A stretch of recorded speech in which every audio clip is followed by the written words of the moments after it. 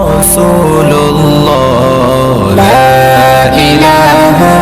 إلا الله. رب العالمين به نستعين على أمور الدنيا والدين. صلى الله على سيدنا محمد وعلى آله وصحبه أجمعين. Dear respected brothers and sisters, welcome to Al Khair Education Guidance Center. This is Al Khair PE. maanta halkan waxaan usoo galay inaan inkigi digo koobaad waxaan rabaa inaan ka codsado inaad Allah subxaanahu watacaala iga soo baridaan kulley nabigeena suubana sal allahu alayhi wasalam wuxuu yidhi maa anzala allahu daa'an ilaa anzala lahu dawaa'an Allah subxaanahu watacaala soo ma dejiyna cudur ilaa hadduu soo dejiyey daawadiisu waa soo dejiyey daawada waxaa ka mid ah walaalaha sharafta leh qur-aankeena kariimka ayaa ka mid ah marka koobaad marka labaadna daawadan hadda aan hosbitaalka joogo conventional medicine baa la yiraahdaa ayaa ka mid ah marka horta Allah subxaanahu watacaala ayaa daawo haya laakiin in la isdaaweeyana waa muhiim marka walaalaha sharafta leh waxaan qabaa oo hadda hosbitaalkaan usoo galay waa dhiikar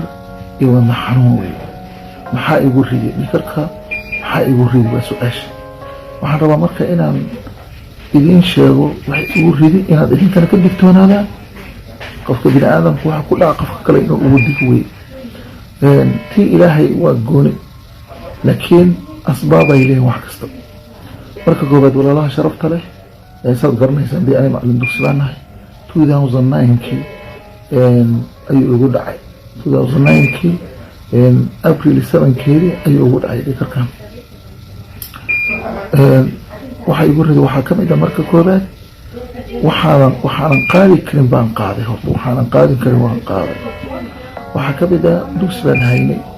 run ahaan saad garanaysaan masaajid ayaan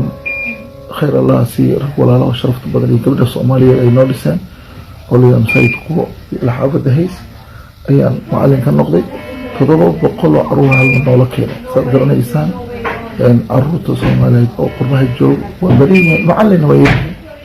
700 oo caruur waxaan ka qaadanay 473 caruur aan ka qaadanay tiidaheed horta waxay noqotay macalimiinta iska yar inaan caruurtaas qayladoodii buuqoodii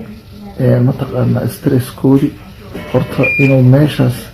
dhikarka igu dhuftay noqotay qodobka labaad waxaa weeye anoo dugsi iyo ayaan security ka shaqaynay habeenkii taas waxay ii dheereen markaan kasoo baxay habeenkii waxaan sii aadayay Hammersmith college la yiraahdo waxaan suubinayay aan rabay inaan suubiyo run ahaantii oon ilaa jaamacad rabay inaan ku gaaray laakiin jaamacaddii aanan ku aadin markii dambe radiography waa raajital uy ayaan rabay inaan suubiyo alaa kulli xaal taas iyada lafteeda waxay ahayd shaqo kale oo gooni aan weli qodobka run ahaantii afraad waxaa weeye stresska Afrika ayaa igu furnaa Afrika waa taqaanaa qofka markuu soo dhoofo dadka walaalihiisa buu raba badanaa inuu garab qabto wallahi dadka qurbaha jooga ilaahay subxaanahu watacaala xifdiye ilaahay arda ugu xifdiye wallahi dadka qurbaha jooga dadka naxariis badan oo ka wanaagsan oo ka beer nugul weligii ma arag aniga kulley ilaahay subxaanahu watacaala weliba gabdhaha soomaaliyeed waxaan ka fikiriyey dadkaanagay soo qaxay soomaali ka soo qaxay caruurtoodii baan iskuulle iyo wax ka sajiyey caruurtii baan ka fikiray iskuul fooskoodii iyo cuntadoodii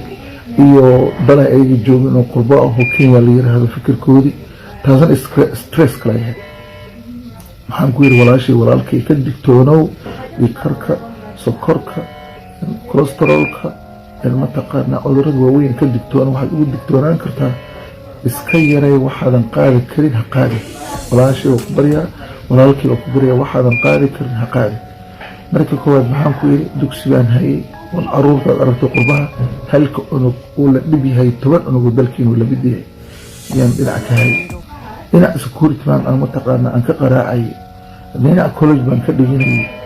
هنا استرس أفريقيا وفرنا إلى هاي وهو حكمي 2009 كي إنه دي كركي ورفت مركان ده الله سبحانه وتعالى كل يقرأ واحد كستوى أنك وحنا مثلا مسلمين هدانا هاي لحظة كيل إيمان أيان آمن سنة أن تؤمن بالله وملائكته وكتبه ورسوله واليوم الآخر وبالقدر خيره وشره وحو إلهي كوقر خير الشرب أيان آمن سنة أنه سيدي لما كان قرار أقول منهم وقفك إزدليه وحاوي أنه إله فنوقري وحاوى قرنيت وحبك مقادي كرناه موف أنه رؤوس عواه laakiin hadda waxaan idiin sheega waxaa weeye war walaal ka digtoonow waxyaalaha aan igu dhacay ka digtoonow oo waa maxay waxaadan qaadi karin ha qaadi dadkeena qurbaha joogaan oo weliba dadka qurbaha joogaan uu digayaa waa dad aad iyo aad u naxariis badan laakiin walaal naxariistaada iyo aynay kuu qaadin inay naftaada halaagtay ilaahay muxuu yidhi fa'ti dalquba xaqaha walmiskiin war qofka qaraabada xariiri masaakiinkana waxaad siin karta sii laakiin stresska aniga aan isgeliyey oo kale waxa aan isa saaray oo kale oo markii dambana dhiigkarka igu dhacay walaal iska ilaali insha allahu tacaala marka insha allah intaasaan kusoo koobayaa fadlan waa idin baryayaa ilaahay subxaana wa tacaala laysoo baryo maanta hosbitaalkan joogaa hosbitaal yidhahdo Hillingdon Hospital oo magaalada London ku yaala marka waad arkaysaan dakhtariinta baa mataqaana mar dhow ii soo dhow shiinada qaylan waad arkaysaan ilaahay subxaana wa tacaala laysoo baryo hana la digtoonaado waxaadan qaadi karin ha qaadin kusoo koobiya بارك الله فيكم وجزاكم الله خير الجزاء والسلام عليكم ورحمة الله إلا الله محمد